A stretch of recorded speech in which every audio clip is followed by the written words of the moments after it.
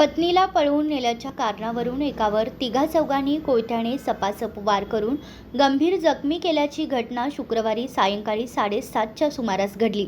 हातकणंगले येथील मैत्री चहाच्या समोर ही घटना घडली आहे. कृष्णात नामदेव खोत असे जखमीचे नाव असून संशयित आरोपी विकी घोरपडे, प्रकाश एडके आणि अन्य दोघे जण संशयित आरोपी असून घटनास्थळी कोयता टाकून संशयित फरार झाले. याबाबतचा गुन्हा दाखल करण्याचे काम रात्री उशिरापर्यंत हातकणंगले पोलीस ठाण्यात सुरू होते.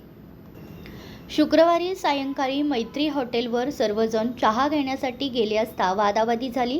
वादावादी वाढत गेल्याने कृष्णात याने मित्रांना बोलावून घेतले. हीच संधी साधून संशयितांनी कृष्णातवर कोयत्याने सपासप वार करून त्याला गंभीर जखमी केले.